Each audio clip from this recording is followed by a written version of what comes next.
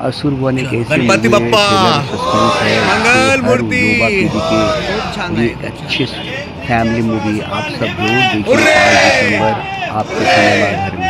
Hurray सगळ्यात पहिलं सचिन बद्दल बोलेन मी. आपण सगळे तुझ्याबद्दल बोलणार आहेत, त्याच्यामुळे यू हॅव पिक्चर बाकी यायचा अजून. अरे असुरन 2 मध्ये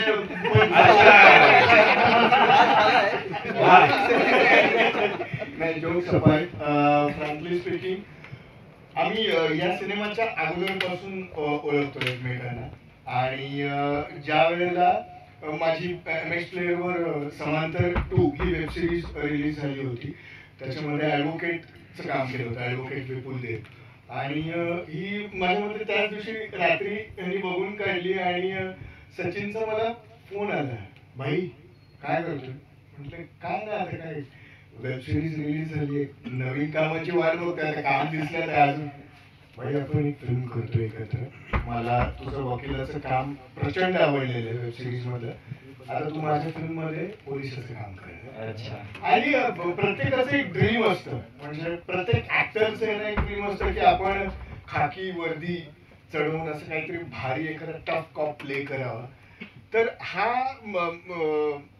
नेहमीपेक्षा म्हणजे नॉर्मल जसं आपण सिनेमांमध्ये किंवा इतर याच्यामध्ये जेव्हा बघतो की हा उड्या मारणारा, इथून तिथून येणारा वगैरे, हा टफ कॉप तसा नाहीये.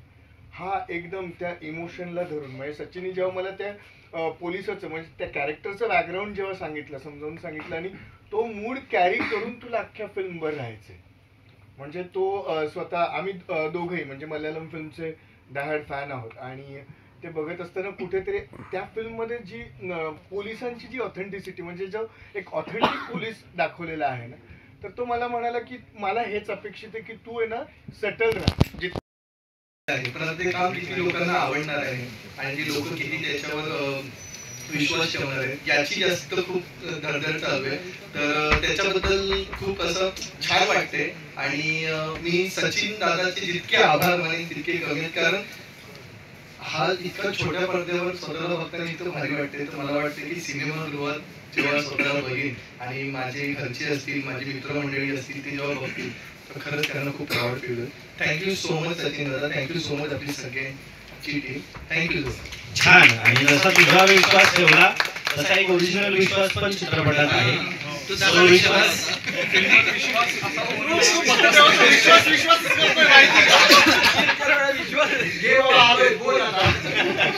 विश्वास तुला म्हणजे अगदी मोबाईलच्या स्क्रीन मध्ये बघण्यापासून ह्या स्क्रीन आणि मग आता त्या स्क्रीनवरती बघण्यापर्यंतचा प्रवास तुझा झालेला आहे. पहिला वेळा चित्रपट काय काय सांगशील का? इतका छान, इतकं वेगळी स्टोरी, एकदम वेगळ्या धाटणीचा चित्रपट. हे तुम्हाला बोलायला खरंच खूप इझी वाटतंय, पण जेव्हा मला सिनेमा ऑफर केला होता ना, माझे जवळपास 2 महिने फक्त नेमकी कला काय असते, नवरस काय असतो, त्याच्यानंतर हे थिएटरचे जे होते ना 2-3 जण, त्यांनी विचारू नका एवढे हाल केले माझी प्रचंड. कारण इन्फ्लुएन्सर म्हणजे सोशल मीडियावर तुम्ही जेव्हा काम करता तेव्हा तुम्ही अगदी वेगळं तुमचं व्यक्तिमत्व असतं, पण जेव्हा तुम्ही कलाकार म्हणून काही गोष्टी शिकता त्या प्रचंड जमीन आसमानाचा फरक आहे. त्याच्यामुळे सोशल मीडियावर जर तुम्हाला वाटत असेल की भाई तुम्ही कलाकार आहात, तुम्ही ऍक्टर आहात, खूप गैरसमज तुमचा. त्याच्यानंतर मग हळूहळू गोष्टी चेंज झाल्या, मला प्रचंड गोष्टी ऍक्च्युली शिकाव्या लागल्या. आणि मला खरंच खूप अभिमान आहे या गोष्टीचा की मला या सगळ्यांसोबत काम करायला, म्हणजे greatest of the greatest director सोबत काम करून छान छान उत्तम कॅरेक्टर केल्यानंतर मग एक असा वेगळ्या धाटणीचा चित्रपट तुझ्याकडे येतो आणि एक वेगळी स्टोरी आहे, त्यात एक तुझं वेगळं कॅरेक्टर असेल नक्कीच काहीतरी. म्हणजे सचिन तुझ्याकडे आला कॅरेक्टर घेऊन, तेव्हा what was your first reaction? जेव्हा सचिनने मला नरेशन दिलं या सिनेमासाठी, जेव्हा नरेशन संपलं त्याच्यानंतर असा 1 सेकंडही नव्हता की म्हणजे ना म्हणण्यासारखं नव्हतंच. Within a second I said की तू कधी सुरू करतोय आणि मला लवकरात लवकर ही फिल्म शूट करायची. त्याचं कारणही तसंच आहे, या फिल्ममध्ये जे मी कॅरेक्टर करतेय ते कॅरेक्टर खूप वेगळं आहे. जसं थोडंसं माझं म्हणजे मगाशी सचिन पण बोलला म्हणजे मीडिया इंटरव्ह्यू मध्ये की माझं थोडंसं बाहेर लोकांमध्ये परसेप्शन आहे की मी थोडेसे ग्लॅमरस भूमिका जास्त करते. पण जसं पाहायला गेलं तर माझं ग्लॅमरस वगैरे असं एखाद दोन चित्रपट सोडत जेवढ्या मोठ्या फिल्म्स आहेत त्या सगळ्यामध्ये डी ग्लॅमर लुक मी जास्त केलेले आहे. जर if you know about that films तर या फिल्ममध्ये लुक जरी डी ग्लॅमर असला तरी हा रोल प्रचंड बोल्ड आहे. म्हणजे या रोलमध्ये प्रचंड शेड्स आहेत.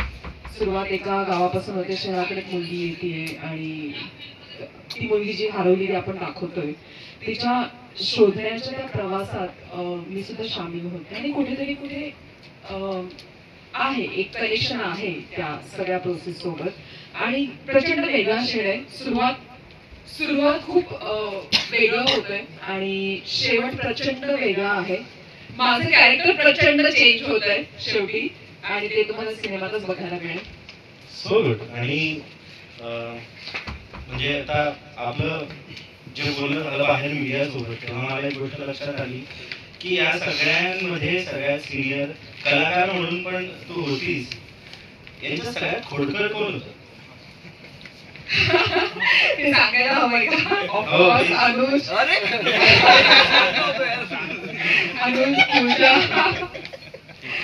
प्राइस करण्यामध्ये एक्सपर्ट आहे सगळे. तो खोडकर किती असेल की मला घरातून घेऊन आलो You can understand now.